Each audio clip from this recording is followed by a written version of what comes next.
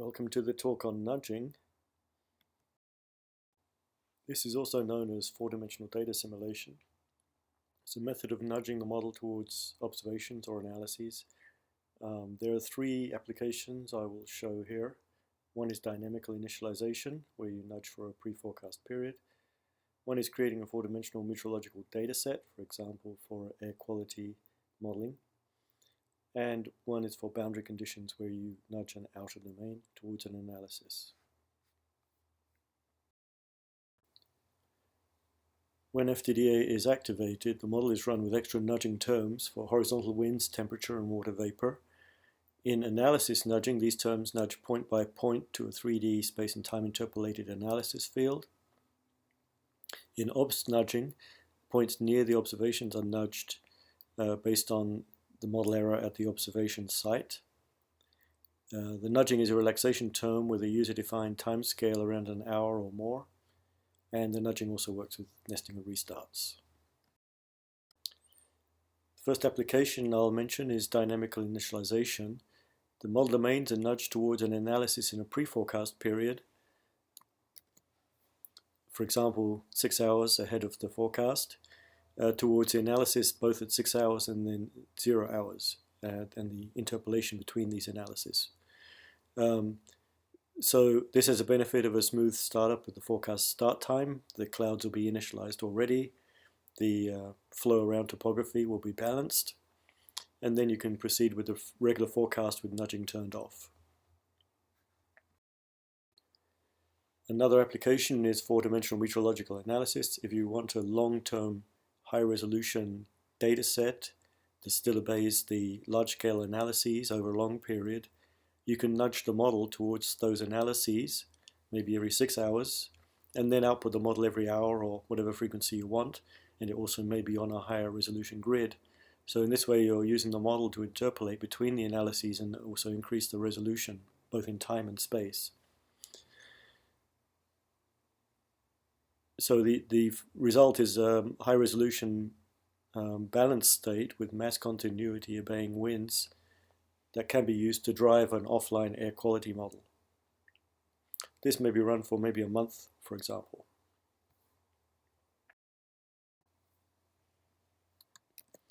The third application is boundary conditions, where you nudge an outer domain towards analyses through the forecast.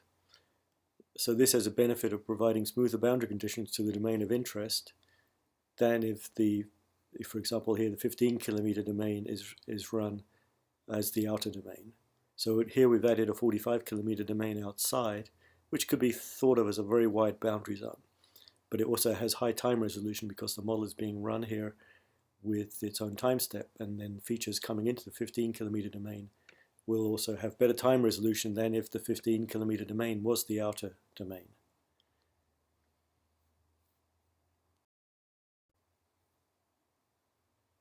There are two basic methods of FDDA. One is grid or analysis nudging, which is suitable for coarse resolution where the analysis may be trustworthy. And then the observation or station nudging, which is suitable for fine scale or asynoptic observations because you can use observations between analysis times in this method.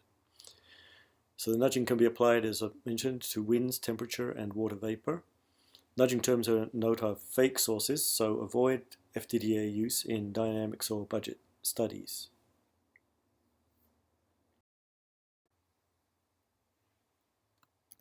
Analysis nudging is activated by grid FDDA equals 1. Each grid point is nudged towards a value that is time interpolated from the analysis. This shows the equation with the nudging terms on. Here P star is like mu in WRF, it's just a weighting function for the mass in the column. And then these are the regular forcing terms, F, and then the nudging term looks like this with a relaxation term at the end here, where alpha 0 is the analysis you want to nudge towards and alpha is the model variable.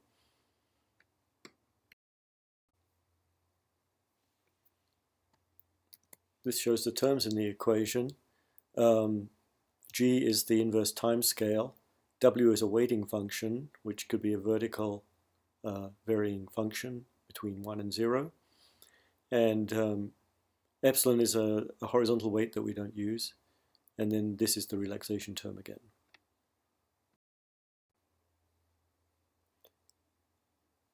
3D analysis nudging uses the WRF input fields at multiple times that are put into the WRF FDDA file by program real when you run real with grid FDDA equals 1. With low time resolution analyses, it is recommended not to use 3D grid nudging in the boundary layer, especially for temperature, so we have a switch that you can turn it off in the boundary layer.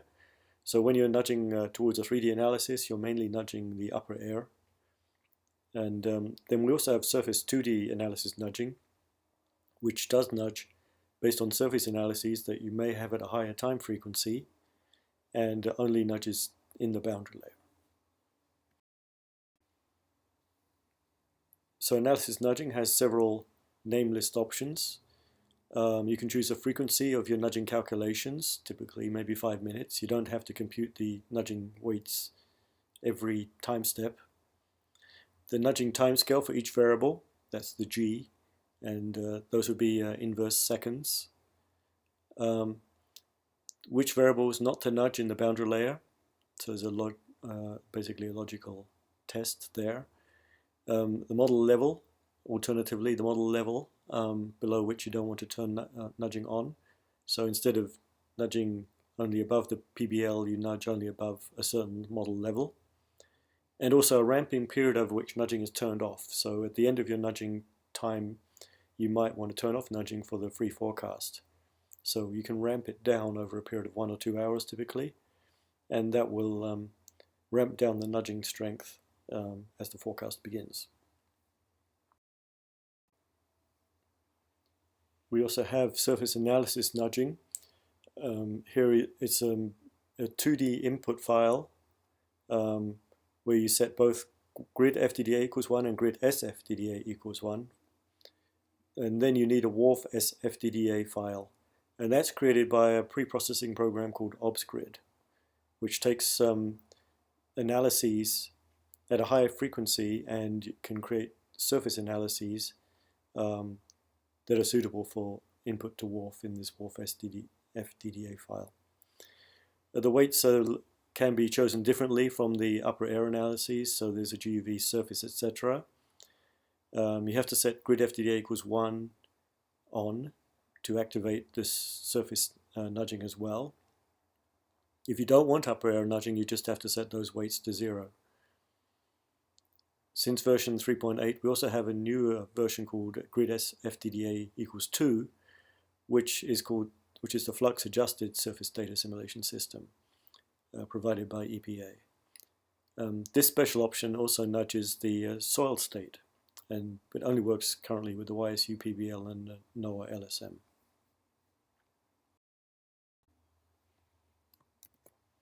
We also have spectral nudging, which is a form of grid nudging that selects larger scales alone to nudge. So it allows the model small scales to evolve with no nudging, but keeps the large scale on track. So this may be useful for controlling longer wave phases for long analysis-driven simulations for months or years. Usually if your domain is very large, maybe the long waves might go slightly out of phase in the interior of the domain. So this is a way to keep them in phase if you want to keep your simulation on track with the analyses or reanalyses. So having this term on nudges the interior, and it compensates for the error due to low frequency narrow lateral boundary conditions. It can kind of correct the long waves which may be distorted by just having this narrow lateral boundary zone. You choose the scales you want to nudge with the top wave number in each direction, the X and the Y direction.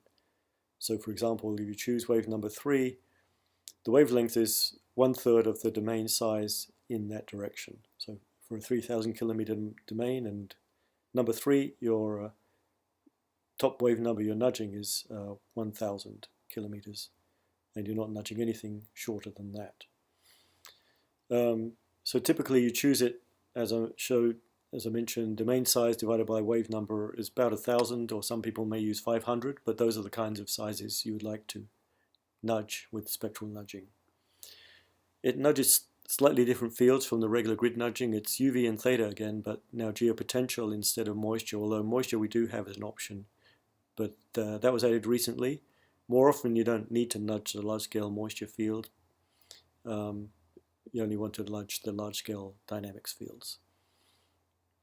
You can also nudge all levels, or you can ramp above a specified model level. So this is where you can use this ZFAC, KZFAC, and DKZFAC switches to control what levels you want to nudge. Quite often, spectral nudging is not applied in the lower level of the model. It's just applied in the upper air and above the boundary layer.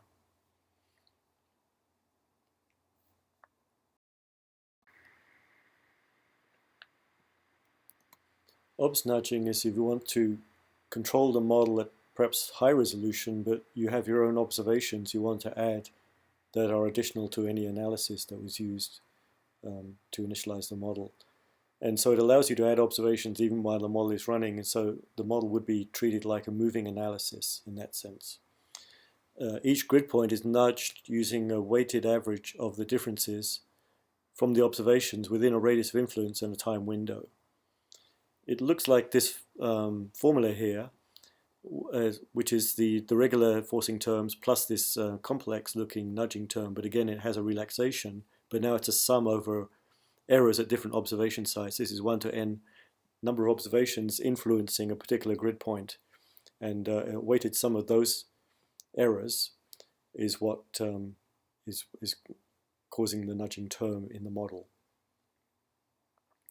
And the weighting function again is it's a function of xy, which is a function of radius or distance from the observation, and it's a function of the vertical level. You don't want to be too far from the observation, and also the time window. So this is an illustration. The grid point is this square here, and these may be 3 observations, 2 of which are within a radius of influence of the grid point. So these 2 will go into that sum that controls the magnitude of the nudging. The closer one will have a higher weight because of this weighting summation that was being done. So that, and this observation doesn't go into it at all. So this is weighted according to the number of observations that are within the radius.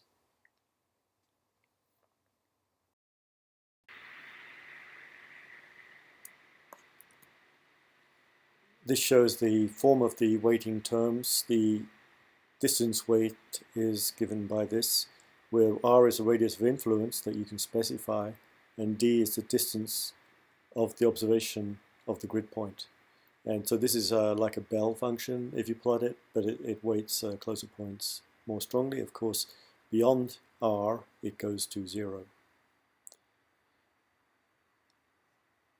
There is a slight modification of distance, which is based on the elevation difference. So you don't nudge up and down slopes of nearby hills, for example. So it kind of effectively pushes that up to a further distance if it's not at the same elevation.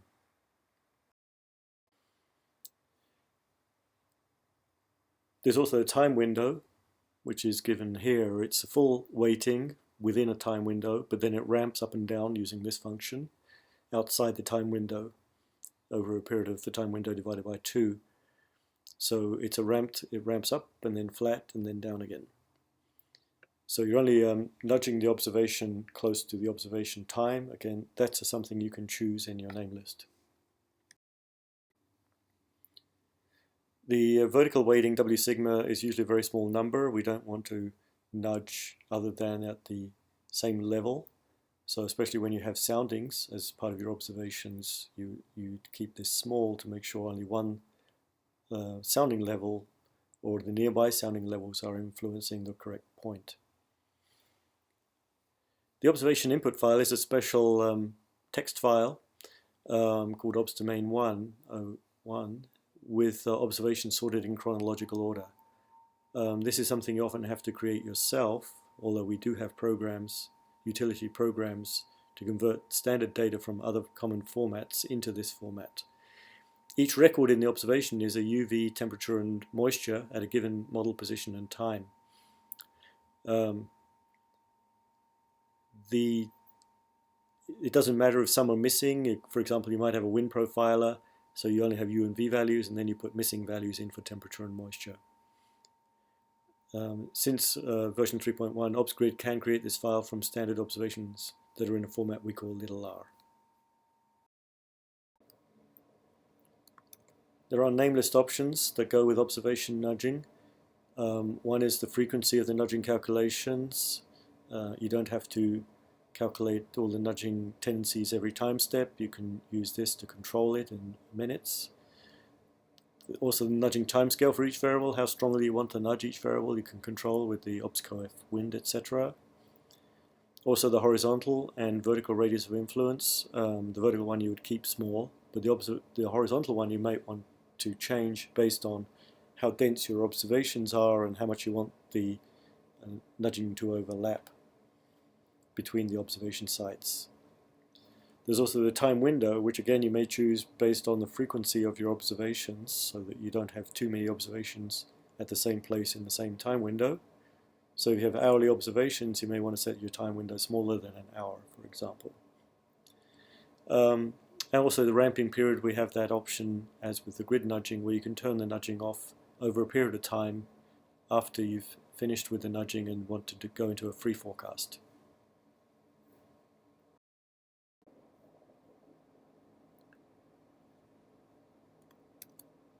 For advanced usage, and if you're nudging surface data, there are some switches you can use for flexibility on how you ramp the effect of the surface field into the atmosphere.